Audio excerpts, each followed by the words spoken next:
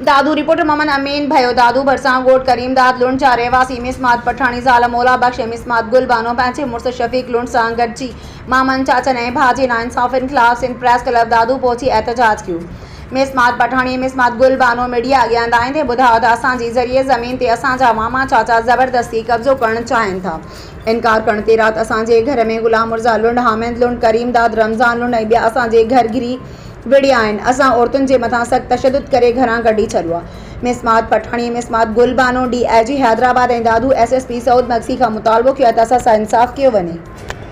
कहिड़े ॻोठ खां आया आहियो तव्हां? करीमदाद ॻोठ खां। छा मसलो थियो आहे? वञी ते मसलो आहे।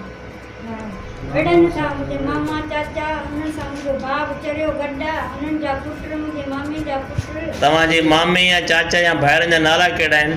मुंहिंजे मामे जो नालो आहे मुर्तज़ा, उन्हनि जो पुट जो नालो आहे हमज़ो, मुर्तज़ा नालो अथसि पर हमज़ा कनि था अदा। उनजे पुट पाण जो हामिद नालो मुंहिंजे चाचे जो, उनजे पुट जो हिकिड़े जो करीमदाद हिकिड़े जो त इमदाद नालो आहे।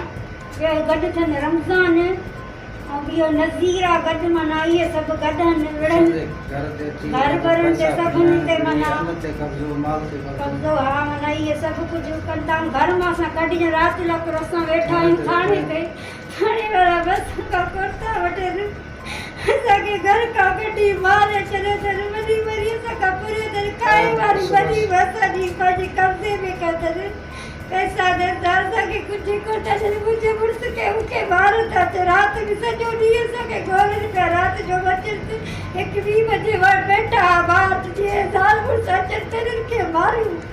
न हू तव्हांखे मारिनि छो था? मां तव्हांखे हुन खां ख़ौफ़ छो आहे? ख़ौफ़ प्रॉपर्टी आहे या कोन्हनि जे कब्ज़े में हाणे जो असां वठूं था त असांखे मारनि था। मुंहिंजे भाउ वॾे खे बि हुननि मारियो, मुंहिंजे चाचे घुटे ॾिनो, उहो वीचारो मुंहिंजो मञी पियो असे हिनखे मारियो छॾियो न हिकिड़े खे कब्ज़ थो करे हिनखे चइजे मञी वठंदे त असां तोखे मारींदासीं। हाणे हुनखे पंहिंजे ख़ौफ़ कान्हे जे हिसे जी वञी असांखां ख़बर आहिनि था चवनि त तव्हां पंहिंजी वञी नथा ॾियो त पंहिंजे भाउ जी हिसो ॾियो न त हिनखे बि असां मारींदासीं।